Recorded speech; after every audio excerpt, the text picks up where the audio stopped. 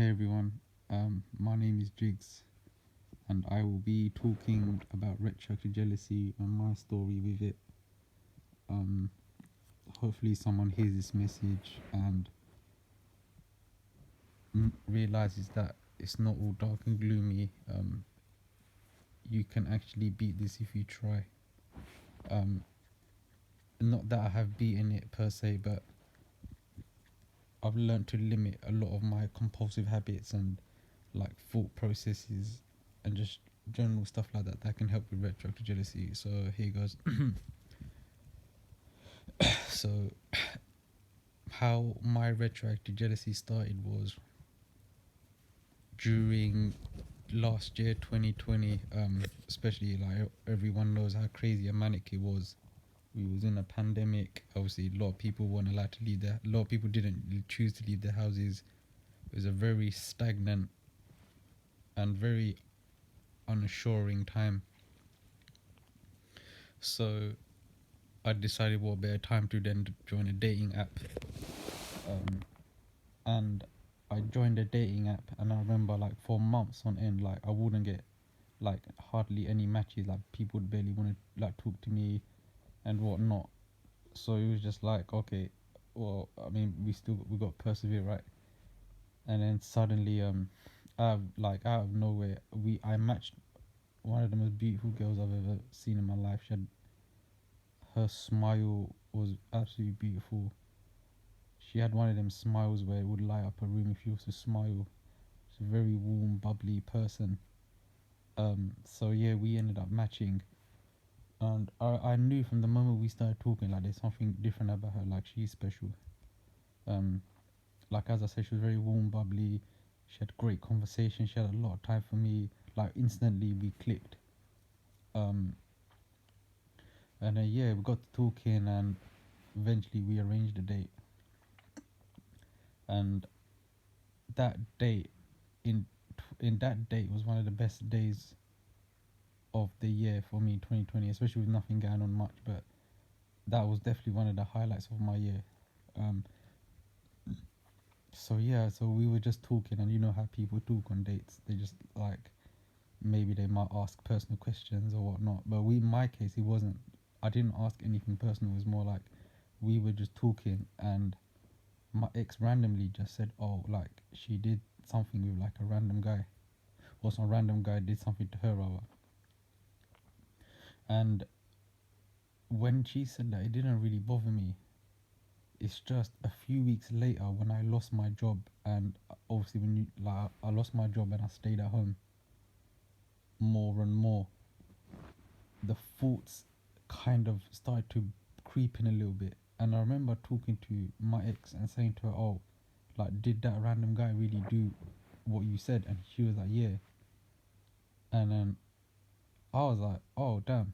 Um, and me, I'm a very curious person, so I like to know the details. And one of the main compulsions with retroactive jealousy is people like to know details. And if you're watching, please do not ask your partners for details of their past.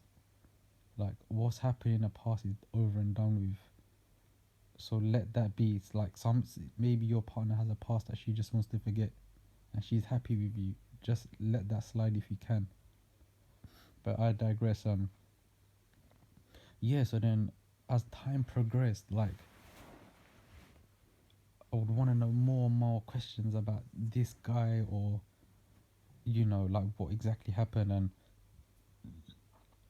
like she told me he wasn't really a random guy. Like she met him a few times, but he wasn't someone like she knew kind of thing. Like they wasn't friends. She was just like someone who came to visit them in the uni because her friends used to live there and whatnot. So just so I just asked more questions, and the more questions I'd ask, the more ammunition I would get to form these mental movies in my head.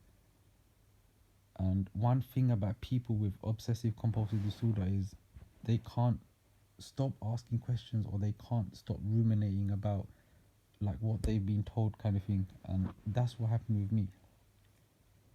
And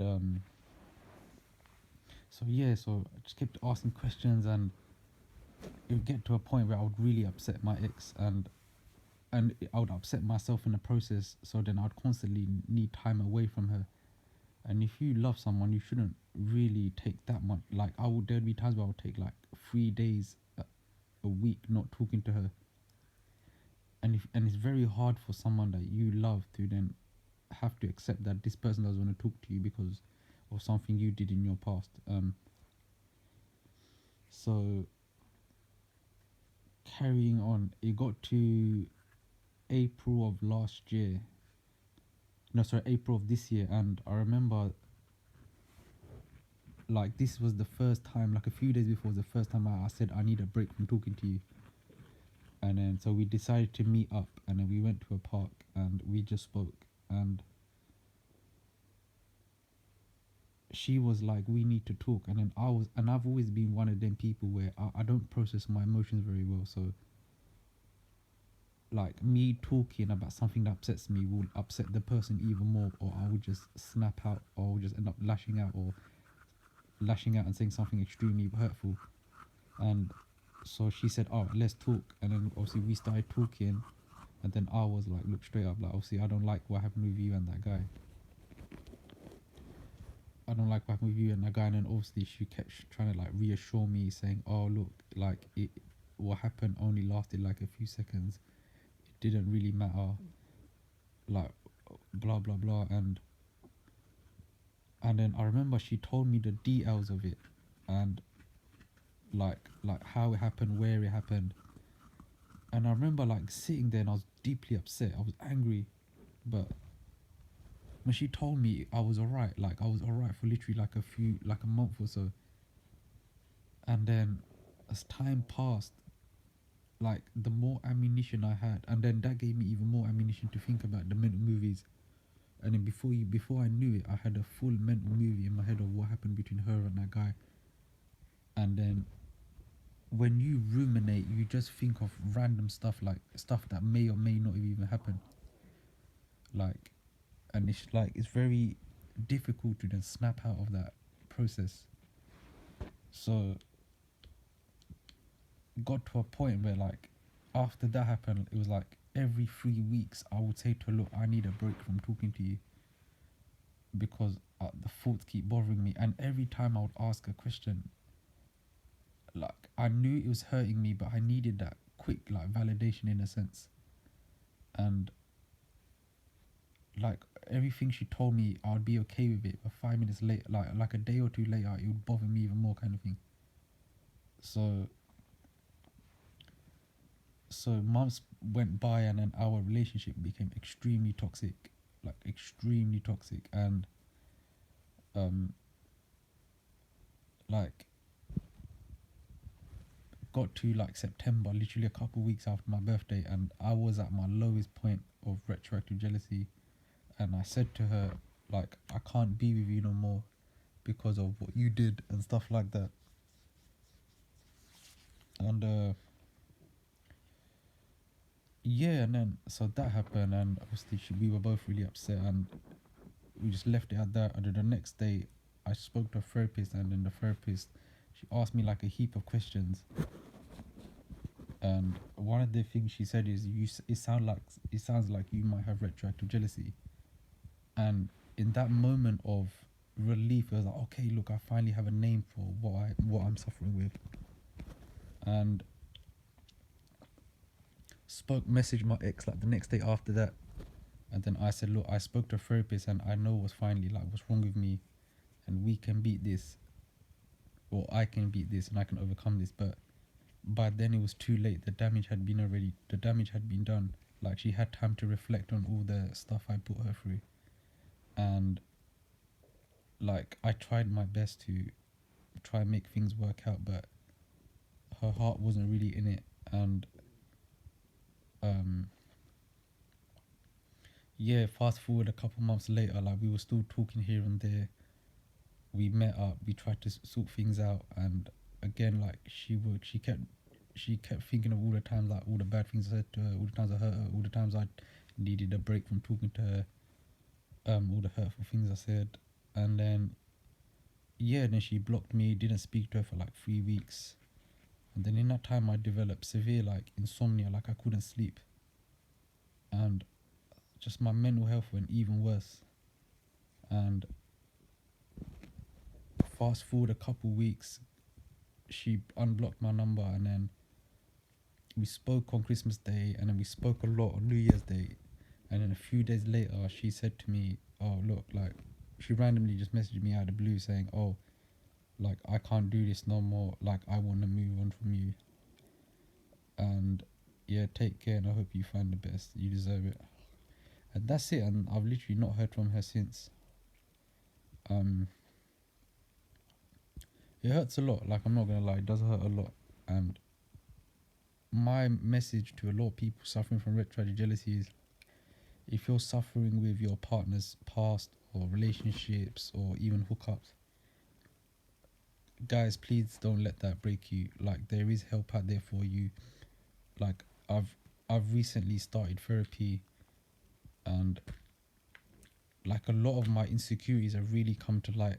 And a lot of people who suffer from retroactive jealousy, they have very traumatic experiences, even traumatic relationships, like traumatic experiences, like maybe bad things have happened in their life, just stuff like that. But I just want to say, there, guys, there is help out there, and trust me when I tell you, you would not want to lose a person you love because of something you cannot control.